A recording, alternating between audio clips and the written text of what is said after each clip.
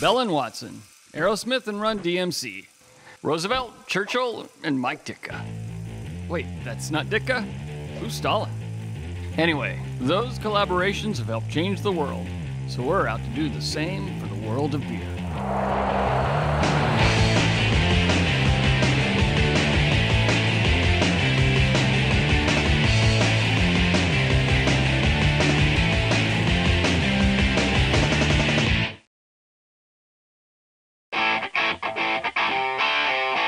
We're mashing it in now, and it's going to have to be a pretty thick mash because it's a very big brew. It uses a lot of malt. British pale ale malt. It's wonderfully sweet. Basically, it's a black IPA that's fermented with Belgian yeast.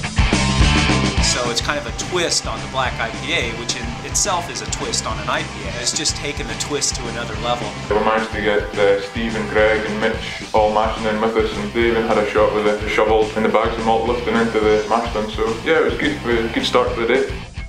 After Mitch and Steve and the BrewDog guys, finished mashing, we headed off to Duncan Taylor to select some special whiskey casks to age some of the Basha in. But how would we know which whiskey cask to select without actually tasting the whiskey? That would be irresponsible, and we are nothing if not responsible. Don't wait up for me. We got to try some pretty special scotches. We got a fantastic tasting done with us. We kind of appreciated the flavours, and we then got to decide which of these casks we thought would work well with the Basha. Okay, that's easy.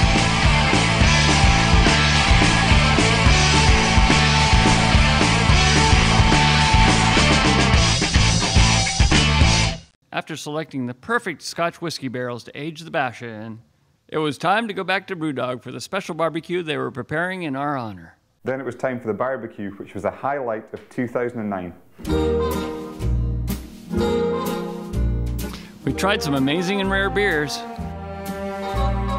Martin educated us on the finer points of pairing whiskey with chocolate, and we even made a trip to BrewDog's haunted storage facility, lovingly referred to as the Canteen of Death. Did I mention we were treated to an authentic Indian rendition of Twinkle Twinkle Little Star? Tingle, tingle, little star, am I a one? That's amazing. I don't remember if that was before or after Graham and Matthew, mostly Graham, carried on and on about the Bear Mitch project. Somebody help me. Yeah, it was one of those nights. You win some, you lose some. Come on, Mitch. Well, okay, yeah, I'm coming. Somehow, and I don't know how, we managed to survive the barbecue. However, I will neither confirm nor deny that the Bear Mitch project ever took place, or if there were bootleg versions available on the streets of Bangkok. I won't say that. Ask for Ming, though. Yellow boots, check. Overalls with a boat on them, check. Boat, check. Lobsters, you don't stand a chance. The next morning, James and his father and his 84-year-old grandfather took us out on their boat to do a bit of lobstering. I'm full of false confidence because if I don't have false confidence, I ain't got nothing. After a night like the one we had, one would think that going out into the open ocean on a tiny little boat would be a bad idea. But nothing is too challenging when you've got Mr. Mitch Steele and his trusty sidekick, GK. Wait, why am I the sidekick? In Scotland, anyone who's not Mitch Steele is a sidekick.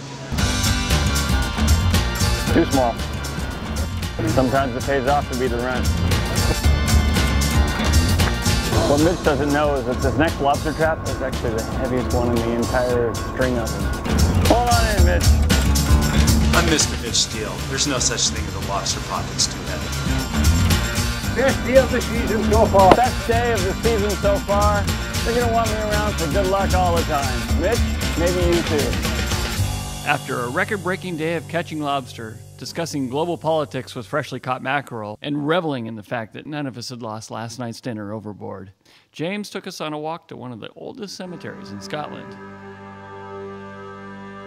Frankly, they have a tough go of it here in Scotland. It's an entrenched, low-alcohol, flavorless beer culture, and they've got their work cut out for them, but don't lose heart, you know, keep going. And I think these guys have the right attitude.